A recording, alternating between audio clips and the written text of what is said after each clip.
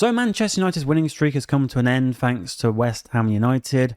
And it's no real surprise because, they've always been a bit of a bogey side for us. Even under Fergie, when we went to Upton Park or at Old Trafford at times as well, they would just turn up and play it like a final. Players like Tevez and Mark Noble, these sort of players always step up to the occasion and do well against us. And even Nuno, as their manager, with Wolves, he did similar. Like, he'd always know how to play well against us, be able to stop our star players flourishing, and he did that again against us here. And Mbumo and Ahmad and Cunha, like when they're on the wings, they were the real only way to get through because they just packed midfield. Like if you looked at their midfield, it was always like, where are we supposed to go? Like there's so many players. Souček and was it Potts and Fernandez. Like it's difficult to get through here. But also United looked a bit lethargic as well. It looked like a team that haven't played 2 games in a week a lot this season. So there were issues from our side, but also you got to say fair play with how they set themselves up. They're in a position where they need to try and grab as many points as possible to stay in the league. So you can't really fault them for going with that style and that approach to the game. It's just annoying because it's like, look at someone like Bournemouth. Bournemouth actually go for it. Like we had a 4-4 draw and it was bloody entertaining. And Bournemouth always do that. They always give you a good game. There's always usually a lot of goals with a Bournemouth game. But that's the difference between certain managers. That's Iraola's approach, whereas Nuno and someone like Sean Dyche have more of a conservative approach to games. So anyway, United just didn't do enough. The sort of game where I think Sesko needed to be on the pitch longer. I think now we will probably look at who we play next. Everton. Will they play in a similar style? Moyes is a bit. Moyes is weird. He might have something up his sleeve. He might not. So it's like I think though, considering what we've got in our team, it's probably best to go with Sesko because you've got Ahmad, you've got Mbumo, and you've got Cunha. I think they're all slightly a bit too similar, where Sesko is that player to be able to break through that low block. And you can always bring on one of these players. Like that's the good thing. Like you can bring on a Cunha or Ahmad. Right now, I probably think is you want to have Cunha in the team because he's such a good player. But they all are. That's why it's so difficult. Right now, I probably would drop Ahmad. But it's awful to feel. It's awful to say because Ahmad's also he has played well recently, but forgetting the West Ham game, he hasn't scored compared to Cunha and Mbumo recently, but he did put in a good performance.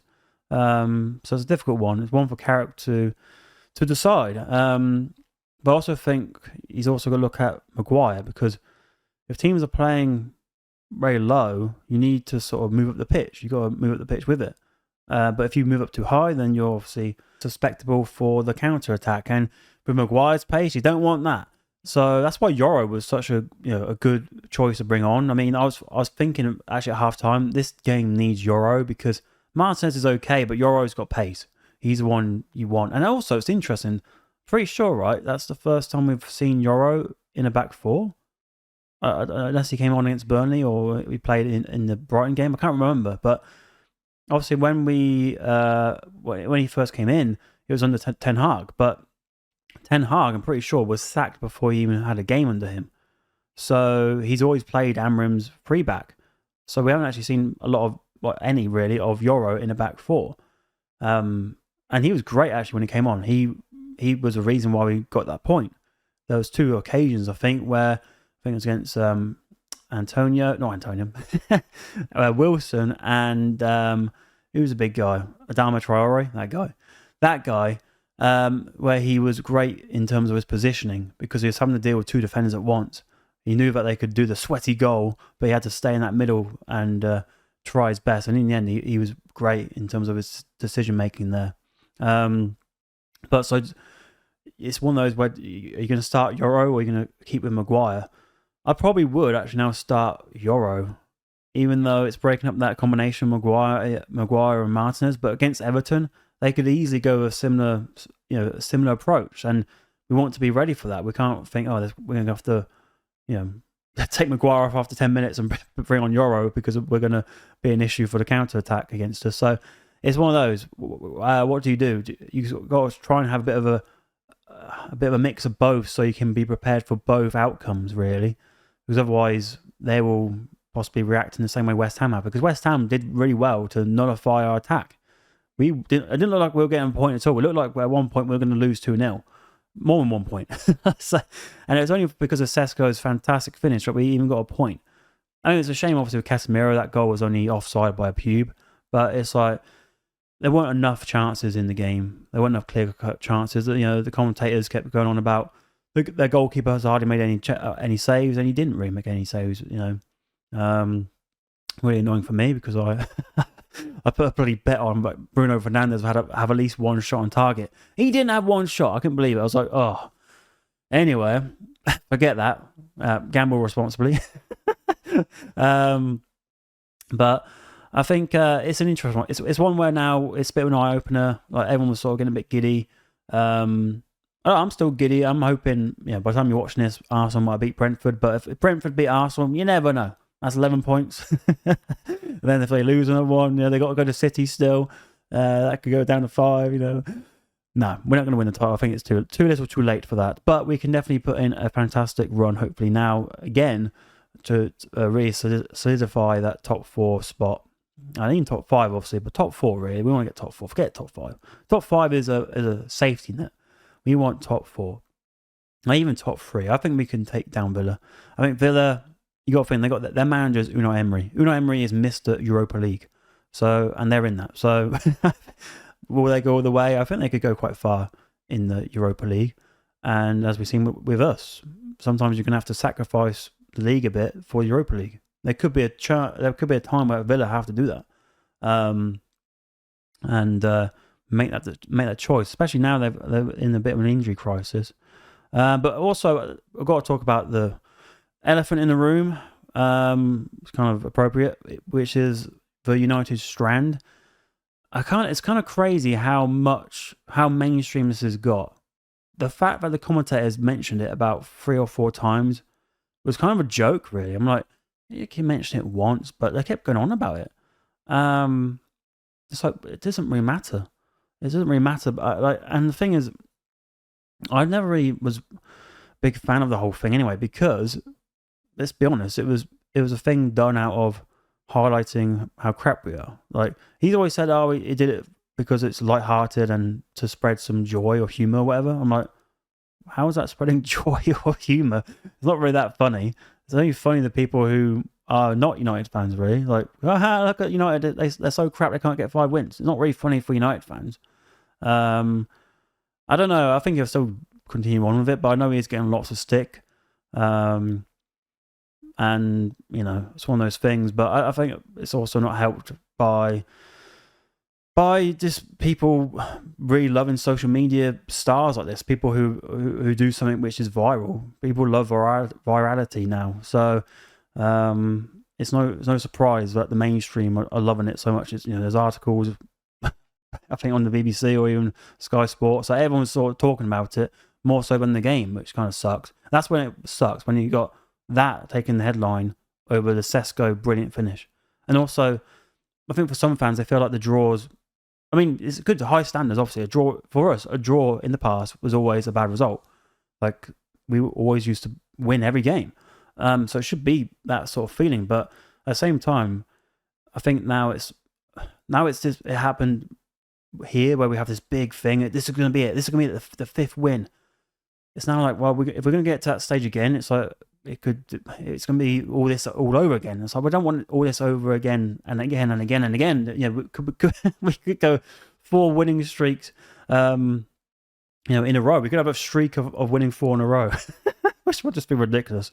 So yeah, I'm not real about all that, but it says it's for charity, which is good. At least it's for charity, but I hope it all is for charity, because I know he's been doing some stuff with Steak and Kick and all that. So I don't know. And people are saying, he wants to continue it because otherwise his career's dead. His career's not dead after this. He'll still have enough people who will follow him, I think, because he's got over 1 million followers. I think he'll be fine. But anyway, that's enough talking about him.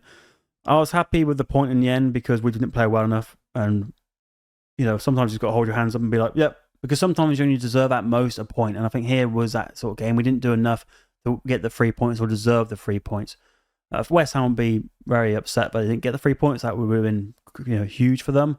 But I still think they'll get out of it. I think Forest are, drawing with Wolves wasn't great, and I think other teams, Palace losing to Burnley, what the hell was that about? So there are teams above them who could definitely be pulled down, so they've got hope. Spurs as well, obviously Spurs have sacked Thomas Frank.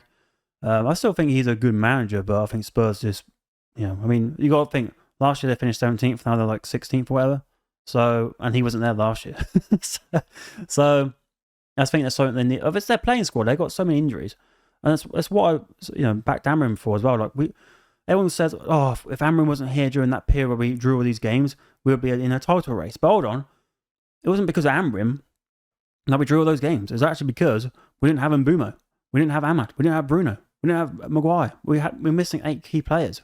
Like, if we had those players, I guarantee we wouldn't have drawn all those games. No way. So, and obviously Burnley, a lot of people putting Burnley in that category as well. I'm like, Burnley was managed by Fletcher, not by Amram. So, what are you talking about? But I understand certain things. Bruno seems to be enjoying himself more. Forget West Ham for a sec, but the other 4 games, he enjoys himself more in number 10. We all know that. So I'm happy to see him back in his favoured position. Mainu, I think even for the goal against West Ham, he did show a weakness of his, but other players have the same weakness. Agate is an example of switching off. But he's still got that talent, and I'm glad to see him doing well. But I'll still keep in mind the way he's been. And I think, Gary Lineker's like, he should sue him. I don't think so. Players and managers can have divides among them, and that's, I think, because of the whole England thing. I still think it's because of that. So anyway, I won't go on about that because I'm sort of sick talking about Mainu in that way, in terms of just about off-field things. On-field, he's doing well, and most of the team are. But Luke Shaw, I think, is left back. We need to get a new left back. Luke Shaw is not it. I just don't like how he sort of just tiptoes along the bloody pitch at times. And I don't know. I think we could do so much better there. He feels like he's just an average player. And I think he's just... It's funny how he stayed fit the whole bloody season. The year that there's a World Cup. It just feels a bit too coincidental there. Anyway, the goalkeeper, very good. Casemiro, he's been great over the last few weeks as well. But we're going to have a whole midfield reshuffle in the summer, so it'll be very interesting to see who we get in. I wouldn't mind that Onana. I think he's quite good from Villa, but I think it's probably unlikely. Sander Berger from Fulham. We were linked with him before, and he had a pretty good showing at Old Trafford. But I think Elliot Anderson looks the most likely out of any of them.